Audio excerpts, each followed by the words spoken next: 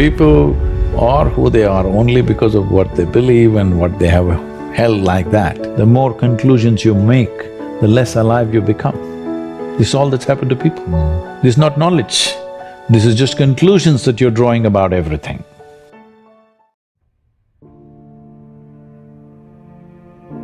It is an enormous effort for a plant or a tree to become a full-fledged tree. Well, an apple tree is not trying to be an oak tree, but an apple tree wants to be a full-fledged apple tree. That effort is on in every life. So is it in human beings. But the problem with humanity is just this, that for every other creature, nature has drawn two lines. Within these two lines, they live and die. So their idea of full-fledged is hitting the ceiling of their life. But if a human being hits a ceiling, he gets frustrated and miserable because nature, this process of evolution has delivered to us to a place where there is only the bottom line, there is no top line, though some human beings are trying to breach the bottom line and go below. So essentially, what human life is when life was in the other forms of life that you see on the planet, nature determined a certain compulsive, instinctive ways of functioning. Once you become human, these lines have been removed. You can act consciously. That means what you call as human potential is not of any kind of measurable limit. It can go as far as you desire or as far as you have the courage to walk. So when we say human potential, unleashing human potential, it is not about reaching the peak, it is a trajectory.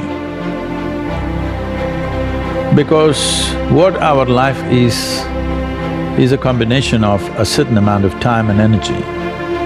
Time is rolling away for all of us at the same pace. If you sit, it rolls away, if you sleep, it rolls away, if you do something, it goes away, if you don't do anything, it goes away. You're happy or miserable, it goes away. Time is running out for all of us. So it's only the energy that you can do different things with. If you bring your energies to a certain level of intensity and possibility, what somebody does in 10 years, you may do it in 1 year. This means if you live here for 100 years, it feels like in people's impact that you've created, it feels like you lived here for 1,000 years, simply because you have managed your life energies in a certain way. So for me, a human being impactful means, how conscious have you become? This is very important. Because if you're in compulsive cycles, then your energy gets wasted in so many things. If you observe people in a day, let's take 24 hours, in that anyway most people by prescription they sleep for 8 hours. So 8 hours means 1/3 of life is gone. In the remaining 2/3 they have to eat, they have to, shower, bathroom, this, that, all this, another 2-3 hours gone. So literally 50% of life is gone, daily basis, just for basic maintenance of this life. 50% of the time is gone in maintenance, remaining 50%, what they have. If you look at every single move that they may make with their body, their thought process, their emotions, you will see a whole lot of it is happening in compulsive cycles. Or in other words, if you are little sensitive to life, you will realize you are the biggest issue in your life. So this is one thing that I'm trying to do with people, that you are never the issue in your life. I'm not the issue. My thought, my emotion, my body is never the issue. My thought, my emotion, my energy and my body are my instruments of function. They are not impediments in my life. But I would say for 90% of the human beings, their own body, then the compulsions of the body, the compulsions of their thought, the compulsions of their emotions are ruling them most of the time. So when you yourself are a problem, well, you're on self-help.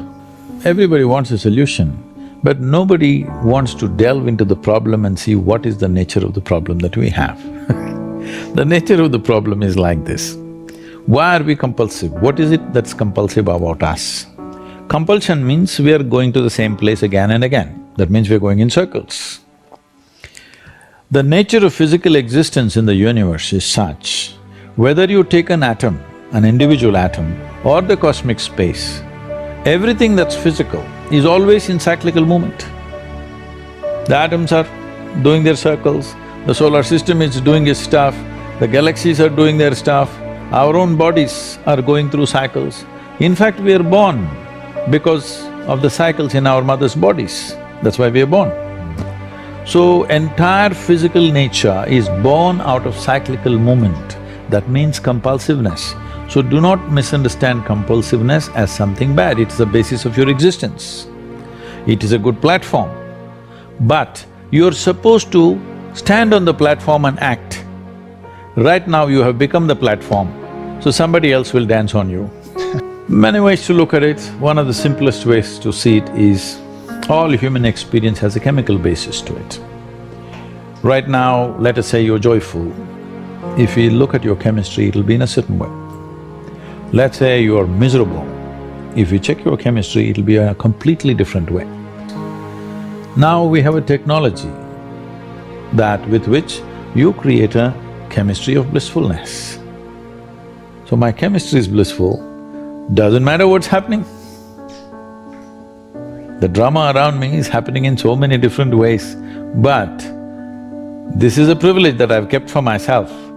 Me being joyful or miserable, me being peaceful or disturbed, these privileges I have not given it to anybody else, I kept them to myself. I think every human being should do that. That the privileges of the nature of your experience must be in your hand. Because when you try to act in the world, there are many forces. All of them will not always cooperate. Sometimes they cooperate, many times they will not cooperate, many times they'll turn against you. This is the nature of the world, that's how it should be. World will never happen 100% your way, and I'm glad it is so. Little bit my way, little bit your way, little bit somebody else's way, that's how the world should be. So, this is like I give you a 1,000,000-piece jigsaw, but you found in your hands, you have only 3 of them. With these 3, you make a picture and you're euphoric that you made a picture. Well, I'm sorry, there are 1,000,000 pieces to this. Has anybody gathered all the pieces? No. Then don't make a picture. Our nose is located right above our mouth. Suppose you don't brush your teeth for 3 days. Though this nose is right here, it won't tell you you have not brushed your teeth. The whole room will know you have not brushed your teeth, but you will not know. This is the human predicament. It's very easy to see what's wrong with this guy, what's wrong with her, what's wrong with her. It takes a lot of observation to see what's wrong with this. That level of keenness of observation is missing in most people. They need to cultivate that.